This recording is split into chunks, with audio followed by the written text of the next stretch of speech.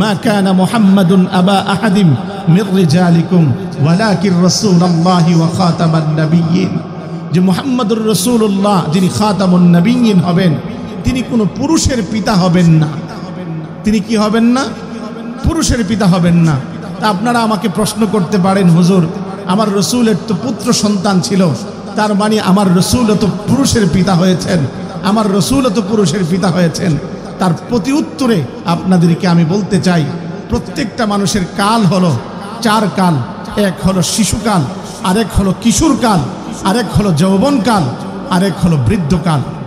এই কালের ভিতরে কখনো আমি আপনাকে যেই কথাটা বলতে চাই সেই কথাটা হলো, এই কালের ভিতরে পুরুষ অর্থাৎ কোনো পুরুষের পিতা হবেন না।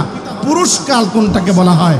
বলে পুরুষকাল শিশুকালকেও বলা হয় না, পুরুষকাল কিশোরকালকেও বলা হয় না, বরঞ্চ পুরুষকাল কোন কালটাকে বলা হয়?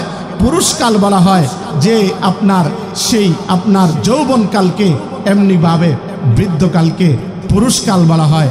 ইতিপূর্বে শিশু আর কিশোর কখনো পুরুষকাল সেটাকে বলা হয় না। অতএব আমার আল্লাহ যে বলেছেন মা কানা মুহাম্মাদুন আবা আহাদিম মির রিজালিকুম, কোন রজুল অর্থাৎ কোন পুরুষের পিতা মুহাম্মাদুর রাসূলুল্লাহ তিনি নন। অতএব এর দ্বারা প্রমাণিত হয় আমার রসুলের সন্তানগুলোকে আমার আল্লাহ ছোট্টকালেই উঠিয়ে নিলেন। তার মানে হলো আমার আল্লাহর কথাই সত্য। আমার রসুলের সন্তানগুলোকে আগে উঠিয়ে নিলেন কেন? তার একটা প্রশ্ন হতে পারে, অন্যান্য নবিয়ানে কেরামের তো সন্তান ছিল, অন্যান্য নবিয়ানে কেরামের সন্তানগুলো আস্তে আস্তে বড় হয়েছে, ক্রমান্বয়ে তারা নবুয়াত প্রাপ্ত হয়েছে। এমনি করে নবুয়াত প্রাপ্ত হবার পরে তার সন্তান হয়েছে, তার সন্তান নবুয়াত প্রাপ্ত হয়েছে।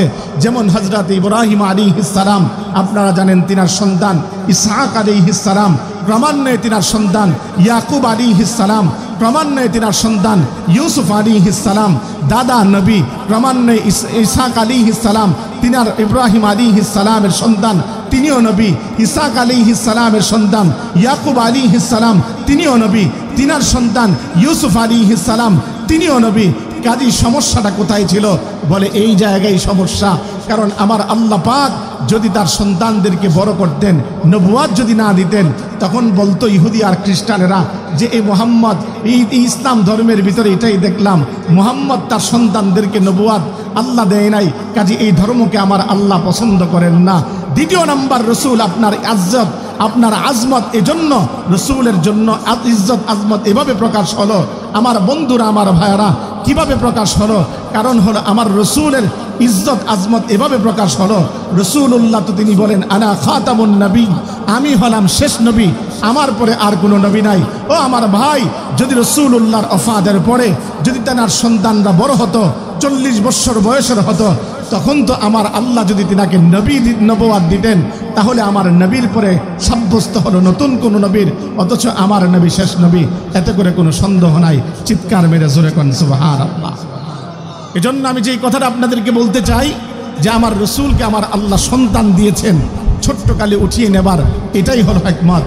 কিন্তু বড় কথা এই জায়গায় আমার নবী ব্যথিত হবার পরে আমার নবী এই অবস্থার ভিতরে যখন সিজদায় পড়ে, যখন নাকি মক্কার জমিনের মধ্যে আস ইবনে ওয়াইল নামক ওই ব্যক্তিটা আমার নবীকে নিয়ে এভাবে চতুর্দিকে মক্কার অলিতে গলিতে ঘুরে ঘুরে যখন কুৎসা রটনা করে, ওই অবস্থার ভিতরে আমার নবী বড় ব্যথা পান। এক তো সন্তান নাই, ওই অবস্থায় এক ব্যথা। দ্বিতীয় নাম্বার, আমার নবীর ক্রমান্বয়ে আমার নবীকে নিয়ে বিভিন্ন ধিক্কার জানায়। কেমন ধিক্কার জানায়? মক্কার অলিতে গলিতে ঘুরে আর এই কথা বলে, টেনশন করো না, চিন্তা করো না, মুহাম্মদ সে ইসলাম ধর্মের প্রচারক, মুহাম্মদ ইন্তেকাল করবে, তার তো সন্তান নাই, সে বিদায় নিয়ে চলে যাবে, অতএব তার ব্যাপারে কোনো চিন্তা করিও না, তার ব্যাপারে কোনো ফিকিরি করার দরকার নাই, তার কোনো অনুসারীও পৃথিবীর বুকে থাকবে না। মুহাম্মদ সে একজন অবতার, মুহাম্মদ সে হলো একজন লেজ কাটা। আমার বন্ধুরা, যখন এই কথা বলল, আমার নবী ঘরের ভিতরে গেলেন। ঘরের ভিতরে যাবার পরে আমার নবী সিজদায় অবনত চিত্তে তিনি চোখের পানি ফেলতে লাগলেন। আমি জানতে চাই মুসলমান, আমার নবী কাঁদবেন, আমার আল্লাহ কি বরদাস্ত করবেন? জোরে বলে দেখেন, আর চিৎকার মেরে বলেন। আমার মুসলমান বন্ধুরা, আল্লাহর নবী, বিশ্ব নবী রাহমাতাল লিল আলামিন যখন নাকি সিজদায় পড়েন, এভাবে করে করে তিনি ক্রন্দন শুরু করলেন। আমার আল্লাহ রাব্বুল আলামিন ওই মুহূর্তের মধ্যে হযরত জিবরাইল আমিনকে প্রেরণ করে জানিয়ে দিলেন, ও জিবরাইল যাও, আমার হাবিবকে সান্ত্বনা কল্পে তুমি বুঝায় আসো, আমার হাবিবকে কথা বুঝায় আসো। কথাগুলো বুঝায় আসবার পরে আমার হাবিবকে উপহার স্বরূপ আজকে তুমি এই জিনিসটা দিয়ে আসো। আমি আল্লাহর পক্ষ থেকে তার কাছে একটা মেসেজ পাঠাইলাম, মেসেজটা পৌঁছায় দিয়ে আসো। আল্লাহর নবীর কাছে এবার হযরত জিবরাইল আমিন তিনি এই মেসেজটুকুন পৌঁছায় দিলেন, ইন্না আ'তাইনাকাল কাউসার। ও হাবিব, আমি আপনার কাছে আপনাকে আমি কাউসার দান করলাম। আমার মুসলমান, আমার বন্ধুরা, আল্লাহ পাক নবীকে সান্ত্বনা দিয়ে কথা বুঝা দিলেন, হাবিব শুনেন গো, আপনার সন্তানগুলোকে আমি উঠা নিলাম, আপনি চিন্তিত হবেন না, আপনি এমনি করে নৈরাশ হবেন না। আপনার সন্তান চলে গেলে কি হবে? আমি আল্লাহ আপনাকে কাউসার নামক নেয়ামত দান করে দিয়েছি। চিৎকার মেরে জোরে বলেন না সুবহানাল্লাহ। আমার ভাই, আমার বন্ধুরা, কাউসারের অনেকগুলো ব্যাখ্যা রয়েছে, কাউসারের অনেকগুলো ব্যাখ্যা রয়েছে। তন্মধ্যে কাউসারের একটা ব্যাখ্যা হলো, নবী গো, আমি আপনাকে এই দুনিয়ার যাবতীয় কল্যাণ, সমস্ত কল্যাণ আমি আপনাকে দান করে দিলাম। দ্বিতীয় নাম্বার ব্যাখ্যা হলো, নবী গো, আমি আপনাকে কাউসার অর্থ হলো সরাসরি আপনাকে হাউজে কাউসার দান করলাম। ওগো নবীজি, তৃতীয় নাম্বার ব্যাখ্যা হলো, নবী, আমি আপনাকে অধিকতর উম্মত দিলাম। ও আমার ভাই, আমার বন্ধুরা, আল্লাহর নবী বিদায় হয়ে চলে গিয়েছেন, কিন্তু আমার আল্লাহ আমার নবীকে কি দিলেন? আমার নবীকে অধিকতর উম্মত দিলেন। অধিকতর কি উম্মত দিলেন? হায় মুসলমান, আমার বন্ধুরা, আল্লাহর নবী বিশ্বনবী রাহমাতাল লিল আলামিন কোনো এক রাত্রিতে তিনি এবার স্বপ্ন যুগে দেখবার পরে তিনি দেখেন হাসরের মাঠ কায়েম হয়ে গিয়েছে। ওই মুহূর্তে আমার নবী এবার তিনি দেখতে পেলেন, কোন নবী 2 জন উম্মত, কোন নবী 3 জন উম্মত, কোন নবী 10 জন উম্মত, কোন নবী 100 জন উম্মত, কোন নবী 200 জন উম্মত নিয়ে এভাবে ময়দানে মাহশারের মধ্যে হাজির হয়ে গিয়েছে। এমন সময় আল্লাহর নবী লক্ষ্য করে দেখেন যে একজন নবী প্রায় 6 লক্ষ উম্মত নিয়ে এভাবে করে করে মরুঝড় উড়িয়ে আসতেছে। আল্লাহর নবী বিশ্বনবী রাহমাতাল লিল আলামিন তিনি অনেকটাই বিচলিত হলেন। বিচলিত হবার পরে নবীজি এবার তিনি বলতে লাগলেন, আয় আল্লাহ, এটা কোন নবী গো, যে নবী এতগুলো উম্মত নিয়ে আসতেছে? আল্লাহর নবী এবার ডাক দিয়ে বলেন, হাবিব, চিন্তিত হবার কারণ নাই। আপনি এতগুলো উম্মত দেখবার পরে আপনি চিন্তিত হচ্ছেন, নবী চিন্তিত হয়েন না, বরঞ্চ আমি আপনাকে জানান দিলাম, হাবিব, আপনি তাকা দেখেন ডান দিকে। আল্লাহর নবী তাকা দেখেন ডান দিকে, এত এত মানুষ দেখা যায় যাদের মাথার কারণে আসমান পর্যন্ত দেখা যায় না। আল্লাহর নবীকে আবার বলা হয়, তাকান আপনি বাম দিকে, এত মানুষ দেখা যায় যার কারণে তাদের মাথার কারণে বাম দিকের আসমান দেখা যায় না। তাকান আপনি সামনের দিকে। নবীজি তাকাইলেন, তাকা দেখেন তাদের মাথার কারণে সামনের দিকের আসমান আর দেখা যায় না। আল্লাহর নবীকে এবার বলা হলো, নবী, আপনি চিন্তিত হবেন না। তার কারণটুকুন হলো, আপনি এজন্য চিন্তিত হবেন না, যত নবীকে আমি আল্লাহ যত উম্মত দান করি নাই কেন, আপনাকে আমি আল্লাহ এত পরিমাণ উম্মত দান করেছি। সমস্ত নবীকে যত উম্মত দান করেছি তার চাইতে অধিক উম্মত আমি আল্লাহ আপনাকে দান করে দিয়েছি। আমার বন্ধুরা, আপনাদের আওয়াজ আজকে তেমন পাওয়া যাচ্ছে না। আমি গত 2 জায়গায় বয়ান করার পরে যে সারা আপনাদের পাইছি, এই সারা আপনাদের থেকে পাচ্ছি না। কারণটাকে আমি বুঝতে পারছি না। আমি যেই কথাটা আপনাদেরকে বলতে চাই, যেই কথাটা বলতে চাই, সুবহানাল্লাহ আলহামদুলিল্লাহ বললে মুখে কি ঠোসা বইরা যাবে? কথা বলেন, বেশি কষ্ট হবে তো? সুবহানাল্লাহ আলহামদুলিল্লাহর সাথে আপনাদের কিসের দুশ্মনী আমি তো বুঝতেছি না। একটু চিৎকার মেরে জোরে কর না সুবহানাল্লাহ। আরো জোরে বলেন না আলহামদুলিল্লাহ। আরো জোরে বলেন না আল্লাহু আকবার। আমার বন্ধুরা, আমার ভাইরা, যে কথাটা আপনাদেরকে বলতে চাই সেই কথাটা হলো, গভীর মনোযোগ দিয়ে কথাগুলো বোঝার চেষ্টা করবেন। আমি বলছি আপনাদেরকে লম্বা সময় নিব না, এজন্য শুধুমাত্র এই কথাগুলো আপনাদেরকে পৌঁছায় দিতে চাই। আল্লাহর নবীর উম্মত হলেও অধিকতর উম্মত, কিন্তু আমরা কেমন উম্মত যে আমার নবী আজ দুনিয়ার জমিনে নাই, কিন্তু আমার নবী দুনিয়ার জমিনে নাই। আজ সেই উম্মত হয়ে নবীর ইজ্জত রক্ষা করার মতো আমাদের সেই ফিকির নাই। এটা দোস্ত, এরা আমার ভাই, এরা আমার বন্ধু। আল্লাহ পাক কি কথা জানালেন জানেন? আমার হাবিব হাবিব আপনার সন্তানগুলোকে তো আমি উঠায় নিলাম, আপনি ফিকির করিলেন না, আপনি চিন্তা করিলেন না, আপনি পেরেশান হয়েন না, অধিক উম্মত আপনাকে দিলাম। তবে এই উম্মতগুলো এমন সেমন উম্মত হবে না। এই উম্মতগুলো কেমন উম্মত হবে আপনি জানেননি। এই উম্মতের সামনে যদি আপনার বিরুদ্ধে কোনো বেঈমান, আপনার বিরুদ্ধে কোনো নাস্তিক, আপনার বিরুদ্ধে কোনো মুরতাদ যদি কথা বলে, ও নবী আপনি শুনে রাখেন, এরা কখনো মুখ বুজে থাকবে না। ওই বেঈমান নাস্তিক মুরতাদের বিরুদ্ধে এরা নিজের জান বাজি রেখে এরা তাদের বিরুদ্ধে অবশ্যই রুখে দাঁড়াবে। ঠিক কিনা জোরে বলো মুসলমান? এজন্য বলতে চাই আমার ভাই, আমার বন্ধুরা, আজ বর্তমানে এই পৃথিবীর বুকে আমার নবীর মোহাব্বত কার কারণে বলা নাই এই কথা বলা চলবে না। অন্তত পক্ষে এই পৃথিবীর বুকে আমার নবীকে মোহাব্বত করে এমন শত উম্মত এই পৃথিবীর বুকে রয়ে গিয়েছে। কেন মোহাব্বত করবেন না আমার নবীকে? পৃথিবীর বুকে এই নবী এমন একজন নবী, যেই নবী নাকি আমাকে আপনাকে নিঃস্বার্থভাবে মোহাব্বত করেছেন, নিঃস্বার্থভাবে ভালোবেসেছেন। রে আমার বন্ধু, আমার ভাই, এমন ভালোবাসা তিনি আমাদেরকে বেসেছেন। এই পৃথিবীর বুকে আমাকে আপনাকে যত ভালোবেসেছেন, এই পৃথিবীর বুকে কেউ এত ভালোবাসা আমাকে আপনাকে বাসেন নাই। এই পৃথিবীর বুকে সবচেয়ে বেশি মোহাব্বত যিনি করেছেন তিনি হলেন আমার আপনার নবী। হায় দোস্ত, পৃথিবী থেকে যেদিন পৃথিবী বিদায় নেবেন, এই পৃথিবীতে সারাদিন যতদিন ছিলেন ততদিন তো উম্মতি উম্মতি বলে কেঁদেছেন। আজও পর্যন্ত রওজায়ে আতহারে উম্মতি উম্মতি বলে কাঁদছেন। এতটুকুই না দোস্ত, আমার নবী এই পৃথিবীর বুক থেকে বিদায় নিয়ে চলে যাবেন, ওই দিন এমন অবস্থা হয়েছিল, আল্লাহর নবী বিশ্ব নবী রাহমাতাল লিল আলামিন তিনি যখন নাকি বড় অসুস্থ, এই মুহূর্তের মধ্যে নবীজির দরজার সামনে কে যেন করাঘাত করে। আল্লাহর নবী এবার হযরতে ফাতেমাকে ডাক দিয়ে বলেন, ফাতেমা দেখো না গো মা, ঘরের দরজার সামনে কে আসছে, ঘরের দরজার সামনে কে যেন করাঘাত করছে, কে যেন আমাকে সালাম জানাচ্ছে, কে যেন আমার কাছে ঢুকবার জন্য ঘরে পারমিশন চাচ্ছে। আল্লাহর নবী এবার এই কথা বলবার পরে হযরতে ফাতেমা রাদিয়াল্লাহু তাআলা আনহা তিনি আবার সঙ্গে সঙ্গে ঘরের দরজা খুললেন। এটা দোস্ত হযরতে ফাতেমা রাদিয়াল্লাহু তাআলা আনহা ঘরের দরজা তো খুললেন বটে, ঘরের দরজা খুলবার সঙ্গে সঙ্গে চিৎকার মেরে আল্লাহর নবীর কাছে এসে পড়ে গেলেন। আল্লাহর নবী ডাক দিয়ে বলেন, ফাতেমা বলো না কি হয়েছে রে মা? আল্লাহর নবীকে এবার ডাক দিয়ে বলেন, ইয়া আব্বাজান, জানেন না গো, ঘরের দরজা তো খুললাম বটে, কিন্তু আমি তাকা দেখি এমন একজন মানুষ আমার ঘরের দরজার সামনে দাঁড়ানো, যার পা হলো জমিনে, মাথা হলো আসমানে। ওগো নবীজি, ওগো আব্বাজান, শুনেন না গো, আমার মনে হয় না এটা আমি কখনো আমি আরবেও দেখি নাই, এই লোকটাকে কখনো আজমেও দেখি নাই। আল্লাহর নবী বিশ্ব নবী রাহমাতাল লিল আলামিন তিনি সঙ্গে সঙ্গে তিনি বুঝতে পারলেন সে আর কেউ নয়, সে হলো মালাকুল মউত আজরাইল।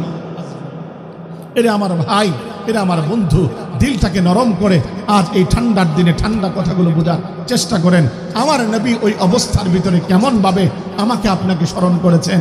হায় আমার বন্ধু, আমার নবী যখন নাকি এই ওফাতের এই সময় আমার নবী তখন এই কথা বুঝবার পরে আল্লাহর নবী এবার হযরতে ফাতেমাকে বলতে লাগলেন, ফাতেমা এটা আর কেউ নয় রে মা, এটা হলো মালাকুল মউত আজরাইল।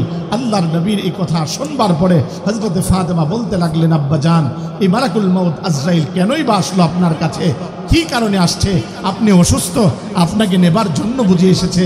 ও আব্বাজান, এই লোকটাকে ঘরে ঢুকবার জন্য পারমিশন দেওয়া যাবে না। আল্লাহর নবী হযরতে ফাতেমাকে বলতে লাগলেন, মারে এ তো মালাকুল মউত আজরাইল, এটা এমন একজন যে নাকি কারো ঘরের দরজার সামনে যে সালাম জানায় না, ঘরের মধ্যে ঢুকবার জন্য পারমিশন চায় না, বরঞ্চ আমার ঘরের দরজার সামনে এসে আমার ঘরের ভিতরে ঢুকবার জন্য পারমিশন চাই। তা কেবলমাত্র শুধুমাত্র তোর বাবার সম্মান, তোর বাবার সম্মানার্থে ঘরের দরজার মধ্যে এসে ঢুকবার জন্য পারমিশন চায়। আল্লাহর নবী বিশ্ব নবী রাহমাতাল লিল আলামিন এই কথা বলবার পরে হযরতে ফাতেমা তিনি ডাক দিয়ে বলতে লাগলেন, আব্বাজান তাকে ঢুকবার জন্য আপনি পারমিশন দিবেন না গো। তার কারণটুকুন হলো, আপনি যদি দুনিয়ার জমিন থেকে চলে যান গো আব্বা, তাহলে এই দুনিয়ার জমিনে আপনার কন্যা কেমন করে থাকবে? ও আব্বাজান, যখন নাকি এমন হয়েছে আমার ঘরের ভিতরে খাবার নাই, হাসান আর হুসাইন ক্ষুধার্ত অবস্থায় যখন নাকি ছটফট করতে থাকতো, ওই মুহূর্তের মধ্যে আমি আমার হাসান আর হুসাইনকে আমি যখন নাকি আপনার ঘরের ভিতরে পাঠা দিতাম, হাসান আর হুসাইন আপনার চেহারাখানা যখন দেখতে পেত, সঙ্গে সঙ্গে তাদের 2-3 দিনের খিদার ধারণা মিটে যেত। চিৎকার মেরে জোরে বলেন না সুবহানাল্লাহ। ও আমার ফেনীর মুসলমান ভাইরা, যে কথাটা আমি আপনাদেরকে বলতে চাই, আমার নবীর চেহারার ভিতরে এমন রূপ আল্লাহ পাক সৃষ্টি করে দিয়েছেন, আমার নবীর চেহারার দিকে যদি কোনো বেঈমান তাকাতো রে, আমার নবীর চেহারা দেখবার সঙ্গে সঙ্গে কালিমা পড়ে মুসলমান হয়ে যেত। সাহাবায়ে আজমাইন বলেন, এ দুনিয়ার মানুষেরা, তোমরা জানো না আমার নবীর চেহারাটা কত সুন্দর, কত সুন্দর। আমার নবীকে যখন নাকি আমরা এমনি করে প্রথম দিন দেখতাম, প্রথম দিন দেখবার পরে আমরা মুগ্ধ হতাম, দ্বিতীয় দিন যখন নাকি দেখতাম, দ্বিতীয় দিন দেখবার পরে তার চাইতে বেশি আরো আমার নবীকে সুন্দর হিসাবে দেখতে পেতাম। জোরে কোন সুবহানাল্লাহ। শুধু তাই নয় আমার ভাই, আমার বন্ধুরা, হযরত আয়েশা সিদ্দিকা রাদিয়াল্লাহু তাআলা আনহা এভাবে করে বলেন, লানা শামসুন ওয়ালিল আফাকি শামসুন ওয়া শামসি আফজালু মিন শামসিস সামা। ও দুনিয়ার মানুষ, তোমরা শুনে রাখো, তাম পৃথিবীর বুকে একটা সূর্য উঠে, যে সূর্যটা ফজরের পরে ওঠে দুনিয়ার মানুষের জন্য, কিন্তু আমার ঘরেও একটা সূর্য উদিত হয়। সেই সূর্যটা সকাল বেলায় নয়, প্রতিদিন বাদ এশা উদিত হয়। ফাইন্নাশ শামসা তাতলু বাদাল ইশাই ওয়া শামসি তাতলু বাদাল ফাইন্নাশ শামসা তাতলু বাদাল ফজরি ওয়া শামসি তাতলু বাদাল ইশাই। তামাম দুনিয়ার সূর্যটা ক্রমান্বয়ে এমনিভাবে দুনিয়ার মানুষের জন্য ফজরের পরে উদিত হয়, আর আমার সূর্যখানা প্রতিদিন বাদ এশায় উদিত হয়। আমার ভাই, আমার বন্ধুরা, বুখারীর বর্ণনা এসেছে, হযরত আয়েশা সিদ্দিকা রাদিয়াল্লাহু তাআলা আনহা তিনি ডাক দিয়ে বলেন, দুনিয়ার মানুষ জানো না, আমি একদিন সুই দ্বারা কাজ করছিলাম, হঠাৎ করে বাতিখানা নিভে গেল। বাতিখানা নিভে যাওয়ার সঙ্গে সঙ্গে আল্লাহর নবী বিশ্বনবী রাহমাতাল লিল আলামিন তিনি আমার ঘরের ভিতরে প্রবেশ করলেন। ঘরের ভিতরে প্রবেশ করার সঙ্গে সঙ্গে আমার হাত থেকে যখন সুইখানা পড়লো, আমি আমার ঘরের ভিতরে আলো নাই, বাতি নাই, কিন্তু মুহূর্তের মধ্যে আমি তাকা দেখি আমার ঘরখানা পুরো আলোকিত হয়ে গিয়েছে। আমি দেখতে লাগলাম আমার সুইখানা ঘরের ওই কর্নারে পড়ে আছে।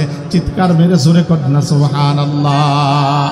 শুধু তাই নয় আমার বন্ধু, আমার ভাই, হযরত হাসান আর হুসাইন রাদিয়াল্লাহু তাআলা আনহুম তারা বলতে লাগলেন, নানা জান, ওগো নবীজি, এই ঘর থেকে ওই ঘরে যাব গো নবীজি, আমাদের তো কোনো আলো নাই, কোনো আলো নাই। আল্লাহর নবী এবার ডাক দিয়ে বলেন, নাচিরে আলো দিব কোত্থেকে? যা আমি রাসূলুল্লাহ সামান্য পরিমাণ মুস্কি হাসি দিলাম। আল্লাহর নবী মুস্কি হাসি দেওয়ার সঙ্গে সঙ্গে এই ঘর থেকে ওই ঘর পর্যন্ত মধ্যস্থ জায়গাটা আলোয় আলোকিত হয়ে গিয়েছে। জোরে বলেন না সুবহানাল্লাহ। আমার বন্ধু, আমার ভাই, আমার নবীর চেহারা কানা কত সুন্দর। আল্লাহর নবী বিশ্বনবী রাহমাতাল লিল আলামিন, আপনারা জানেন একজন মহিলার গড়ে লালিত পালিত হয়েছেন দুগ্ধমা তার হালেমা। আমার বন্ধুরা, আল্লাহর নবী বরকতের নবী, রহমতের নবী, তিনি যখন নাকি মক্কার জমিনে জন্মগ্রহণ করলেন, জন্মগ্রহণ করার পরে আপনারা জানেন তায়েফ থেকে একটা কাফেলা আসলো। প্রতিবার কাফেলা আসে, যে কাফেলার মধ্যে তাদের চিন্তা ভাবনা হলো মক্কার জমিনে ছোট্ট ছোট্ট বাচ্চাদেরকে নিয়ে তায়েফের মাটিতে নিয়ে তাদেরকে লালন পালন করবে, তার বিনিময়ে তারা পাবে উপটৌকন পাবে। আল্লাহর নবী বিশ্বনবী রাহমাতাল লিল আলামিন যেই বছর জন্মগ্রহণ করলেন, ওই মুহূর্তে তায়েফ থেকে একটা কাফেলা আসলো। তায়েফ থেকে সেই কাফেলার মধ্যে হযরত হালিমাতুস সাদিয়া রাদিয়াল্লাহু তাআলা আনহা তিনি এবং তিনার স্বামী সামান্য কিছু খাবার নিয়ে, দুর্বল একটা উটনি নিয়ে কাফেলার সঙ্গে যখন রওনা দিলেন, ওই কাফেলা যখন মক্কার অভিমুখে এসে পৌঁছালো, এমন সময় সমস্ত মানুষগুলো অগ্রে এসে বাচ্চাগুলোকে নিয়ে নিল, ভালো উপটৌকন পাবে বলে। কিন্তু হযরতে হালিমাতুস সাদিয়া রাদিয়াল্লাহু তাআলা আনহা তিনি যখন এসে পৌঁছালেন, তাকা দেখেন ধনাঢ্যবানদের বাচ্চাগুলো আস্তে আস্তে চলে গিয়েছে, এবার আছে গরিব দরিদ্রদের পালা। ওই অবস্থার ভিতরে হালিমাতুস সাদিয়া রাদিয়াল্লাহু তাআলা আনহা তিনি এবার চিন্তা করতে লাগলেন, খালি হাতে যাব কেন? খালি হাতে তো যাব না, অতএব যে কোনো বাচ্চাকে একটু গ্রহণ করি। নবীজির চেহারা খানার দিকে যখন তাকালেন, হালিমাতুস সাদিয়া রাদিয়াল্লাহু তাআলা আনহার কলিজার মধ্যে মহাব্বত ঢুকে গেল। স্বামীকে বলতে লাগলো, স্বামী হয়ে খালি হাতে তো যাব না, ওই যে বাচ্চাটা দেখা যায় মুহাম্মদ তার নাম, তাকে একটু চলো নিয়ে চলি, যা হবে তা হবে, অসুবিধা কি? আল্লাহর নবীকে যখন নাকি কোলে নিলেন, যে হালিমার এমনি করে স্তনের মধ্যে কোনো দুধ ছিল না, ওই হালিমা ফাতিমার স্তনের মধ্যে দুধ আসা শুরু হলো। বরকতি নবী এমন একজন নবী, নবীজি যখন নাকি এমনি দুর্বল উটনি নিয়ে রওনা দিলেন, সমস্ত কাফেলাকে পিছু ফেলে তিনি তায়েফের দিকে তিনি ছুটে চললেন। আমার বন্ধুরা, আমার ভাইরা, সহপাঠীরা এবার প্রশ্ন করতে লাগলো, হালিমা রে, আসার পথে যেই উটনি তোমার ছিল সেই উটনিটা কি বর্তমানে আছে নাকি? বলে হ্যাঁ, আমার তো ওই উটনিটাই বর্তমানে আছে। বলে বিশ্বাস তো হয় না? বলে না না, বিশ্বাস তোমাদের হলেও বাকি, না হলেও বাকি, কিন্তু তোমরা শুনে রাখো, এই ছোট্ট বাচ্চা দুগ্ধ শিশু মুহাম্মদকে যখন নাকি আমরা কোলের মধ্যে নিলাম, কোলের মধ্যে নেবার পরে আমার মধ্যে এমন পরিবর্তন হয়েছে, আমার স্তনের মধ্যে দুধ এসেছে, এমনি করে আমার দুর্বল উটনিটাও সবল উটনিতে পরিণত হয়েছে। চিৎকার মেরে জোরে কন্যা সুবহানাল্লাহ। শুধু এতটুকু না, তিনার যে বকরির পাল ছিল, সেই বকরির পালের স্তনের মধ্যে দুধ ছিল না। নবীজি যখন গেলেন, যাবার পরে তিনার বকরির পালের এমনি করে দুধ আসা শুরু হয়ে গেল। আমার ভাই, একদিনের ছোট্ট একটা ঘটনা আপনাদেরকে শোনাই। আমার নবী কত বড় রহমতের নবী, আমার নবী কত সুন্দর নবী।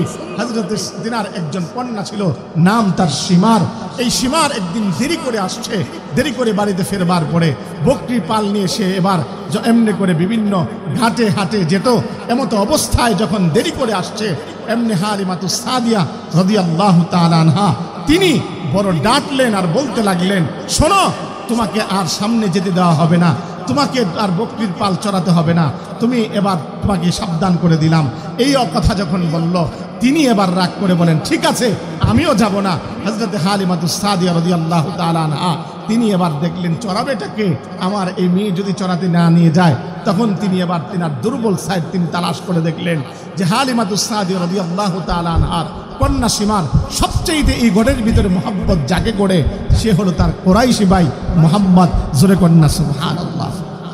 কুরাইশি ভাই মুহাম্মদ, কুরাইশি ভাইকে মুহাম্মত করে এবার সীমারকে এবার তার মা বলতে লাগলো, এই সীমার, যদি বকরি না চড়াইতে যাও, তাহলে তো তোমার এই বকরিগুলো খাবার পাবে না, খাবার না হলে তাদের স্তনে দুধ আসবে না, কাজী কষ্ট যদি পায়, তোমার কুরাইশি বাহিনী কষ্ট হবে, মুহাম্মদের কষ্ট হবে।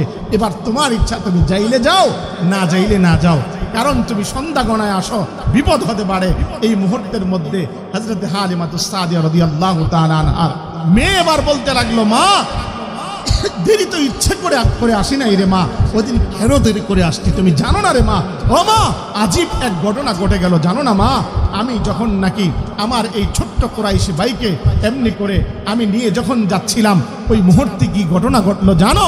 আমি যখন যাচ্ছিলাম, আমি আমার কুরাইশি ভাইয়ের ছোট্ট এই বাচ্চা আমার ভাইয়ের চেহারার দিকে আমি তাকিয়েছিলাম।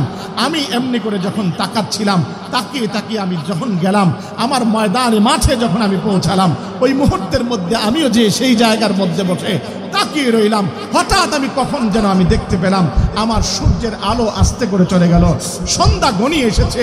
ওই মুহূর্তের মধ্যে আমার ভিতরে আতঙ্ক বিরাজ করতে লাগলো, না জানি আমার বকরির পালগুলো কোথায় চলে গিয়েছে, না জানি আমার বকরি হারিয়ে গিয়েছে কিনা। ওই মুহূর্তের মধ্যে আমি হঠাৎ করে তাকিয়ে দেখি, আমি যেমন করে আমার ছোট্ট ভাই মুহাম্মদের চেহারার দিকে আমি যেমন করে মায়াবী নজরে তাকিয়েছিলাম রে মা, ওই মুহূর্তের মধ্যে তাকায় দেখি একটা বকরিও এদিক সেদিক যায় নাই, সমস্ত বকরিগুলো আমার ভাইয়ের চেহারা মোবারকের দিকে তাকিয়েছে। আমার বন্ধুরা, আমার নবীর চেহারাখানা এত সুন্দর ছিল, এত সুন্দর ছিল। হায়, আমার নবীর এই চেহারাখানা যখন দেখতো, বেঈমান মুসলমান হতো, ক্ষুধার্ত ব্যক্তি সে এমনি করে তার ক্ষুধা মিটে যেত। আমার ভাই হযরত ফাতেমা রাদিয়াল্লাহু তাআলা আনহার সংসার তো বড় অভাবের ছিলেন। হযরত ফাতেমা এবার বলতে লাগলেন, আব্বা জান, আপনি চলে যাবেন তো, কিন্তু এই জমিনের বুকে, আমার তো এই পৃথিবীর বুকে আমার বেঁচে থাকা বড় কষ্ট হবে আব্বা জান, আপনি যাবেন, আমার সন্তানের কষ্ট হবে। আপনি তো এমন একজন মানুষের সাথে আমাকে বিবাহ বন্ধনে আবদ্ধ করিয়েছেন যে মানুষ অনেক সময় কাজ হয় না, আমাদের ঘরের ভিতরে কষ্ট চলে। আমার বন্ধুরা, কতটুকু কষ্ট দিনাদের মধ্যে চলে। হযরতে আলী রাদিয়াল্লাহু তাআলা আনহু তিনি একদিন দেখতে পেলেন, আল্লাহর নবী দেখতে পেলেন সকাল বেলায় শীতের সকালে তিনি হাঁটছেন। হযরত আলী রাদিয়াল্লাহু তাআলা আনহুকে দেখবার পরে আল্লাহর নবী বিশ্বনবী রাহমাতাল লিল আলামিন হযরত আলীকে প্রশ্ন করেন, আলী এভাবে শীতের সকালে হাঁটছো কেন? হযরত আলী রাদিয়াল্লাহু তাআলা আনহু তিনি এবার বলতে লাগলেন, ইয়া রাসূলুল্লাহ, ওগো নবীজি, কথা বলতে তো আমার লজ্জা হয়, তবে যেই কথাটা বলতে চাই, আপনার ঘরে তো আমার কন্যা, নবীজি আজ 3 দিন হয়ে যায় আমার ঘরের চুলায় আগুন ধরে না।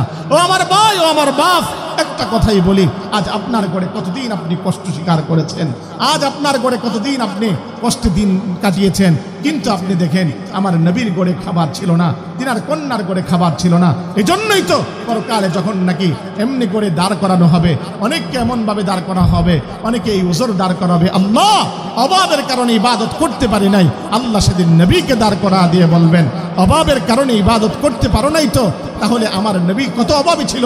অতএব দেখো আমার নবীকে। আমার বন্ধুরা, হযরত আলী রাদিয়াল্লাহু তাআলা আনহু এই কথা বলবার পরে আল্লাহর নবী বিশ্বনবী রাহমাতাল লিল আলামিন বলতে লাগলেন, আলী আমি তোমাকে এই অভাব পূর্ণ করে দিব, এটা কোনোদিন সম্ভব হবে না, তবে এই কথাটা বলতে পারি, ওই যে দেখো খেজুর গাছ দেখা যায়, ওই খেজুর গাছের কাছে যে বলবে আমি বিশ্ব নবী বলেছি তোমাকে কিছু খেজুর দেওয়ার জন্য।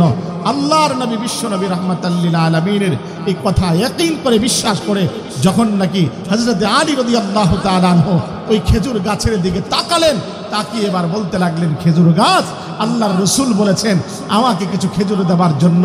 হযরত আলী রাদিয়াল্লাহু তাআলা আনহু বলেন, দুনিয়ার মানুষ, তোমরা জানো না এই খেজুর গাছের মধ্যে খেজুর থাকবে তো দূরের কথা, একটা কাঁচা পাতাও পর্যন্ত নাই, কিন্তু আমি যখনই বললাম, বলতে দেরি হয়েছে, সঙ্গে সঙ্গে সেই গাছ থেকে খেজুর পড়তে দেরি হয় না। আরো জোরে বলেন সুবহানাল্লাহ। হায় মুসলমান আমার বন্ধুরা, হযরত ফাতেমা রাদিয়াল্লাহু তাআলা আনহা তিনি এই কথাই বলতে লাগলেন, আব্বা আপনি চলে যাবেন, আপনি চলে গেলে আমার বড় কষ্ট হবে। আল্লাহর নবী এবার বলতে লাগলেন, মা এই দুনিয়ার জমিন থেকে সকলকেই চলে যেতে হবে। আল্লাহর নবী এমত অবস্থায় হযরত ফাতেমার কানে কানে একটা কথা বললেন, যে কথাটা হযরত আয়েশা সিদ্দিকা রাদিয়াল্লাহু তাআলা আনহা তিনি আল্লাহর নবীর ওফাতের পরে জিজ্ঞাসা করলেন, মা তোমার বাবা তোমাকে কি বলেছে? কেঁদেছিলে, আবার সঙ্গে সঙ্গে হেসে দিয়েছ। হযরত ফাতেমা বলতে লাগলেন, মা আমার বাবা বলেছিল, মা আমি দুনিয়ার জমিন থেকে চলে যাবার পরে আমার সঙ্গে তোমাকে বেশি দিন কষ্ট করতে হবে না, মৃত্যুর মাধ্যমে আমার সঙ্গে যেই মানুষটা মোলাকাত করবে তিনি হলেন সর্বপ্রথম তুমি ফাতেমা। হায় মুসলমান আমার ভাই, আমার বন্ধু, যে কথাটা আপনাদেরকে বোঝা যেতে চাই, আল্লাহর নবী এমতো অবস্থায় তিনি বলতে লাগলেন, জিবরাইল আজরাইল এবার তিনি আসার অনুমোদন দিলেন। আজরাইল আসলো। আজরাইল আসার পরে আল্লাহর নবীকে বলতে লাগলেন, আল্লাহ বলেছেন আপনি যদি যেতে চান, আল্লাহ বলেছেন আপনাকে নিয়ে যাবার জন্য, আর যদি আপনি থাকতে চান, আল্লাহ বলেছেন আপনাকে রেখে যাবার জন্য। আল্লাহর নবী এবার তিনি ডাকতে বললেন, হাত্তা ইয়াতিয়ানি জিবরাইল, হে আজরাইল বসো, আজরাইল বসো।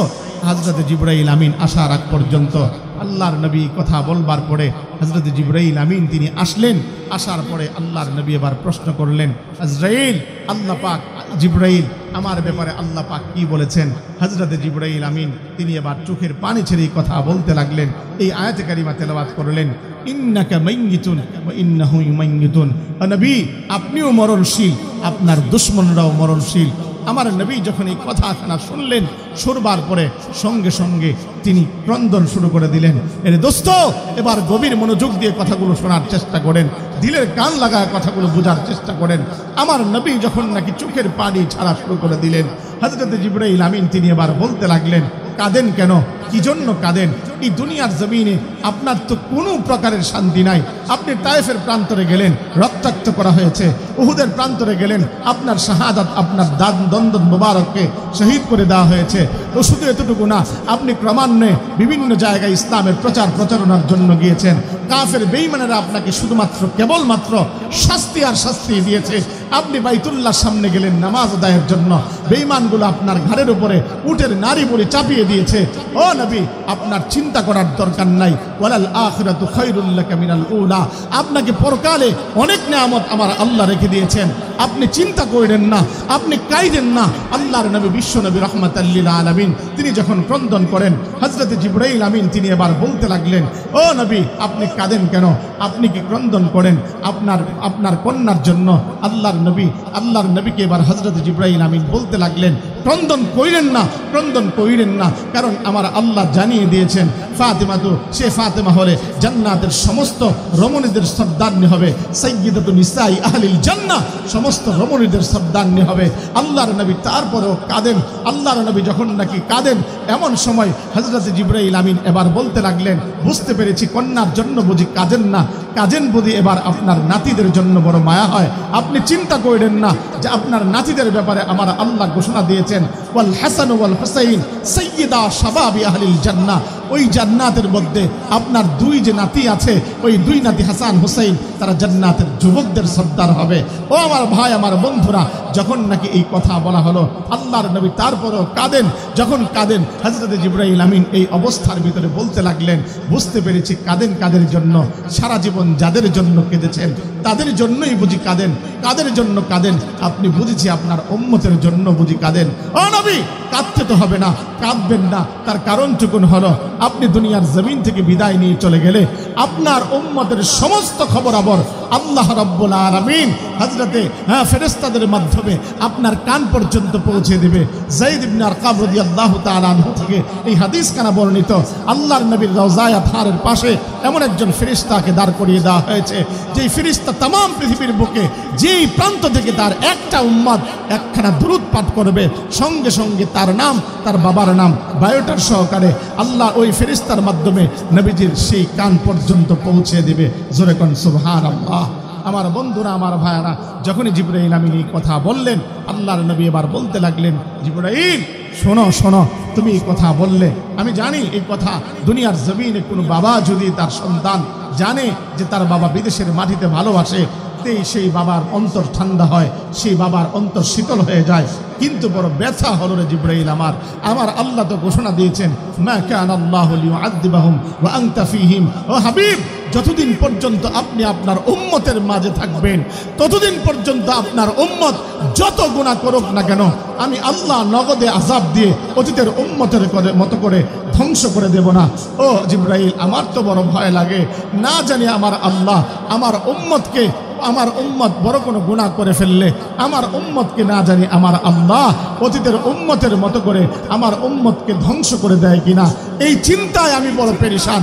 আল্লাহর নবী এবার এই কথা বলবার পরে হযরত জিবরাইল আমিন এবার চুপ।